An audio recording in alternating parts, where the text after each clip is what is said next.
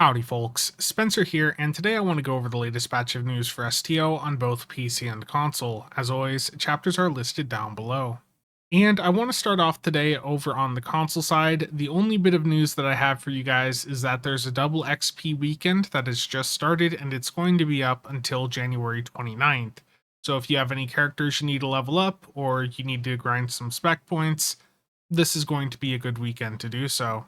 And heading over to the PC side of things, alongside the patch earlier today on January 25th, 2024, there was a change made to the Battle of Wolf 359 TFO that is causing it to give people AFK penalties even if they participate in the match. So it is highly recommended that you avoid Wolf 359 for tonight. They are going to be fixing this early on January 26th. So if you want to do Wolf 359, just wait until tomorrow. And if you're looking to get your progression for the anniversary event tonight, there are other options. The easiest one to go through and do with Wolf 359 being unavailable right now is going to be the Guillotine TFO. On normal difficulty, that shouldn't take you too much longer. The big thing with that, though, is just make sure in the second phase that people are going around and activating the anchors and not letting the board go in and shut the anchors off. So that's also a pretty easy queue to do, and I do have some footage of that up on the channel if you want to see what that queue is like. And alongside breaking Wolf 359, the patch earlier today on the 25th did actually go in and fix some issues. The first is that the tractor beam catapult bridge officer ability, so this is the tactical bridge officer ability from the new lockbox. Prior to the update, you couldn't use it. You could put it on your bridge officer, but you could not actually go in and slot it. It would disappear as soon as you slotted it. So the patch today has now fixed that. However, all of the new bridge officer abilities from the last generation lockbox currently have some issues. Brett goes over this a bit in the video he did, but the engineering and science ones especially have some really weird functionality right now.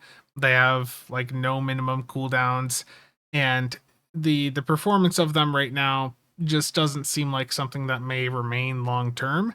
So if you're interested in any of the new bridge officer abilities from the brand new lockbox, I would highly recommend just holding off a couple weeks to see what they actually end up like.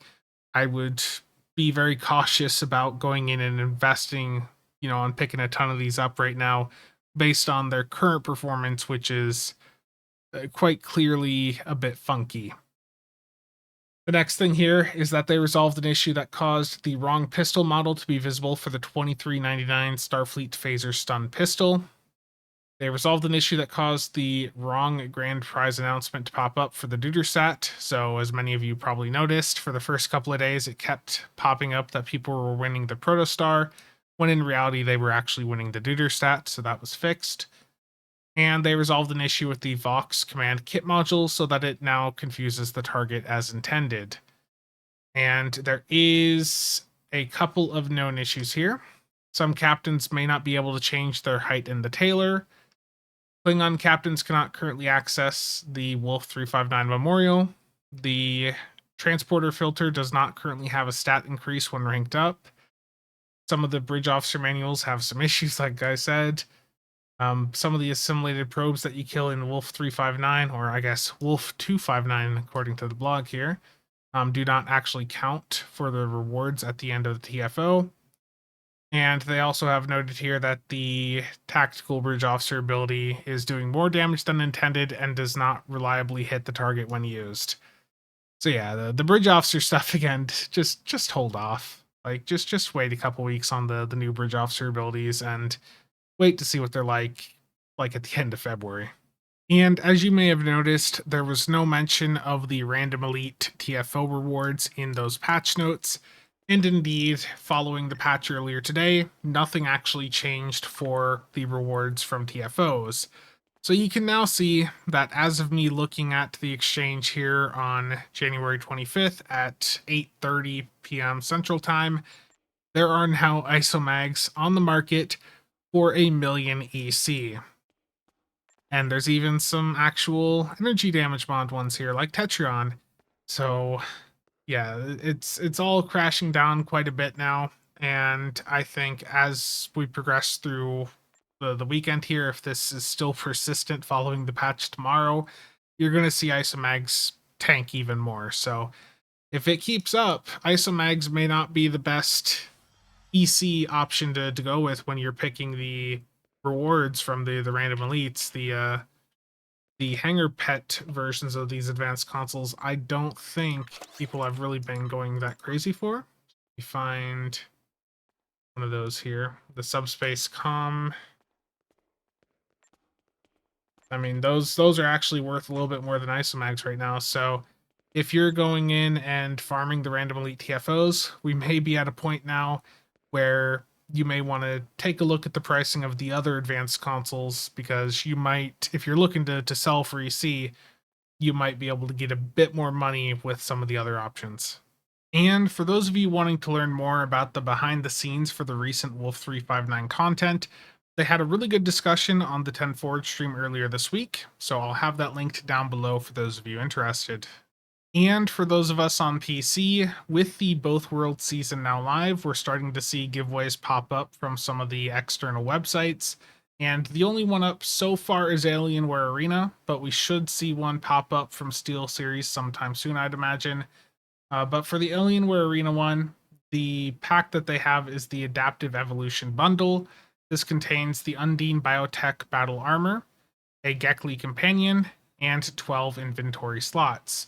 Now, the inventory slots and the Gekli are bound to account, but the Undine armor, that is going to bind to whatever character you actually go in and claim this pack on once you've got the code and you've went over and redeemed it on the ARC website. So again, to go in and actually get this, you hit the Get Key button, you'll have to sign in, and that'll give you a key, like what you see here on my screen.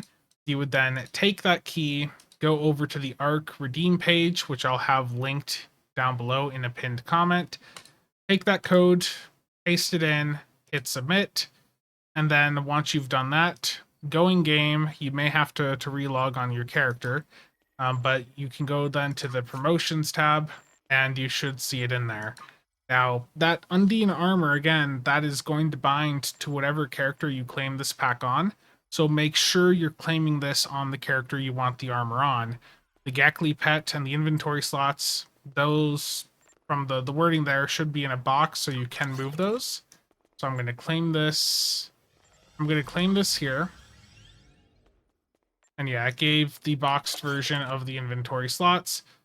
Okay, so to claim the Gekli, it doesn't give you a box right away. Instead, what it's going to do is unlock the Gekli in the C store for you, and then you can go in and claim it on every character you want it on your account. So you just have to go to the Personnel tab, and then Companions up at the top, and you'll see the Gekli Companion there. Claim that, it'll give you a box, and then when you open that box up, you've got the Gekli. So that is a non-combat pet that you can use in space. So if you want to mess around with it, you know, it's there for the visuals, but it has no combat impact, of course. And then the other thing here in the giveaway is, of course, this Undine Biotech Battle Armor. This has a bunch of resistance stuff on it, some health regen, and it will negate damage once every 20 seconds. This is a Lobby piece of armor, so this would traditionally cost you 200 Lobby to get, and by modern standards, it's honestly not really anything that special. The only reason that I think people would go out and pick this up nowadays is for the visuals that it unlocks, which I'll show you here. So like that's basically the only perk of this that's going to be relevant for the current state of the game. But you know, hey, it's a free piece of armor that you can go in and get, you know, by entering this code. It's nothing special again, but it is something that would traditionally cost you like $40 at Lobby to get. So it's there. It's nice to have that unlock and the visual options that that's going to get you. To access the visual options here, you open up the tailor, and here's it. Let me see where it is here. So uniform, Undine armor, and then you can go in and customize it from there. So it'll be a drop down at the top right of the section here.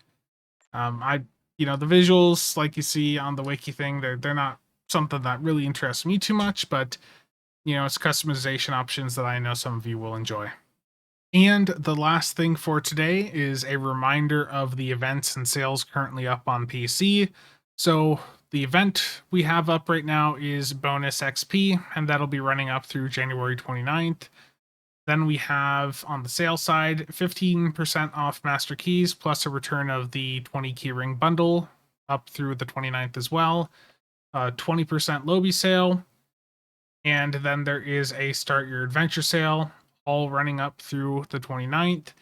And the Start Your Adventure sale here is 25% off everything in the services, uniforms, personnel, and starter packs tabs of the C store. So this is, a pretty good sale for going in and picking up things like slots and services. You need any ship slots, you need any dry dock slots, whatever, this is the sale that you want to take advantage of. And for the other categories here, the uniforms, only if there's something you've been wanting to pick up. Personnel, the 25% sale is as good as you see for these categories here. So if there's something you're wanting to pick up, go for it. But I would say to try and save your Zen for the upcoming 14th bundle if that's something you're interested in.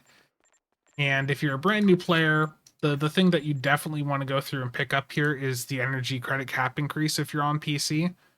You really are going to be in a very difficult position long term if you do not have this unlock nowadays. If you don't have the EC cap increase on PC, then you're limited to 15 million energy credits. And if you get this increase, you can have up to 2 billion on a character. And again, with how the market has been in the past couple of years, with the amount of EC inflation that we've seen, if you don't have this, you're going to be having a rough time in the game long term.